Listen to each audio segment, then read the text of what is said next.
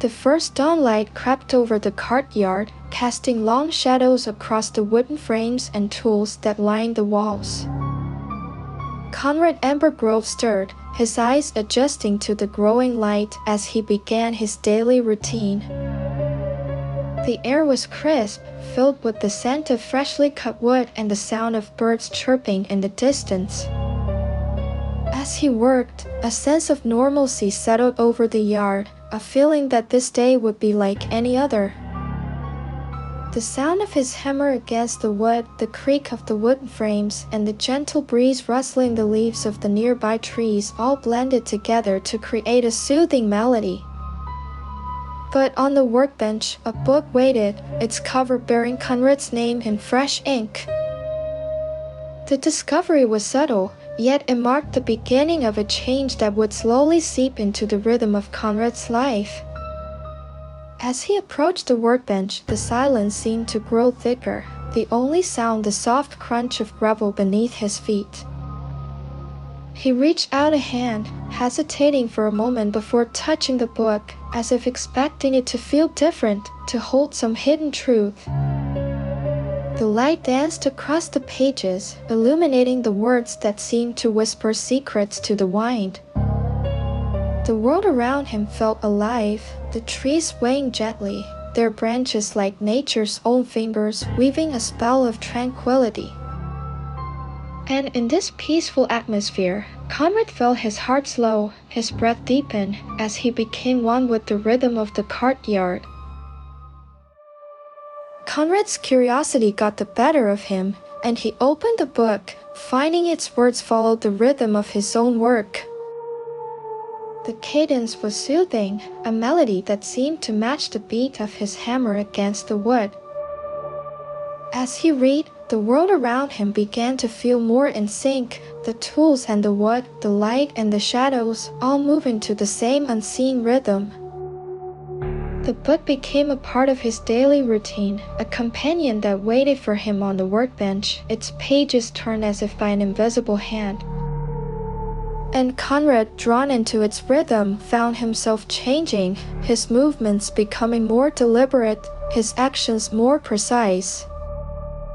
The sound of the pages turning, the rustle of the paper, and the creak of the wooden frames all blended together to create a sense of harmony, a feeling that the world was unfolding as it should.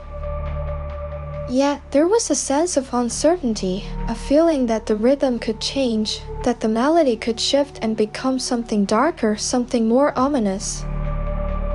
As the days passed, the light in the courtyard seemed to grow dimmer, the shadows deepening, and the silence growing thicker, as if the very presence of the book was changing the world around it.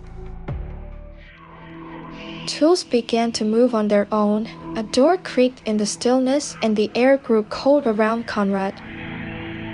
The book's influence was spreading, weaving its rhythm into the fabric of the courtyard. Konrad felt it, a presence that walked where no one stood, a shadow that grew longer with each passing night. The world was tightening around him, the silence between the beats of his hammer growing thicker, more oppressive. And in the midst of this escalating dread, Konrad found himself bound to the book, its pages turning faster now, the words blurring together in a maddening dance. The courtyard was awakening, its wooden frames and tools becoming part of a larger, darker rhythm. The sound of the wind picked up, the trees creaking and swaying, their branches like skeletal fingers reaching out to snatch at Konrad's clothes. The darkness seemed to be coalescing, taking shape, and Konrad felt himself being drawn into its depths, helpless to resist the pull of the book's rhythm.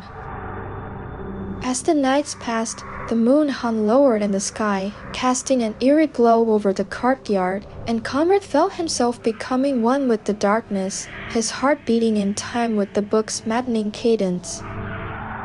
The shadows seemed to pulse with a life of their own, the tools and the wood, the very air itself, all vibrating with an otherworldly energy. And in this maelstrom of sound and shadow, Konrad felt his grip on reality begin to slip, the world around him dissolving into a madness of rhythm and darkness. The courtyard performed its own work in the stillness, the rhythm of the book now indistinguishable from the beat of Konrad's heart. The last page was blank, warm to the touch, and Konrad's name was fading from the cover.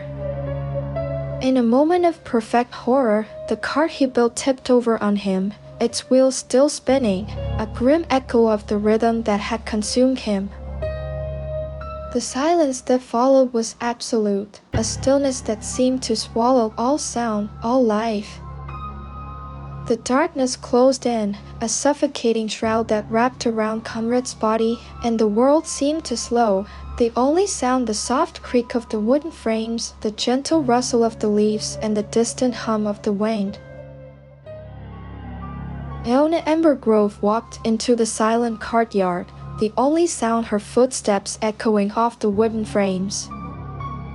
She saw the cart, its wheels still, and the book, its cover blank.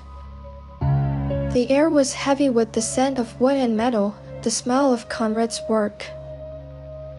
Ilna's heart beat slower, her breath catching in her throat, as she felt the weight of the courtyard's silence.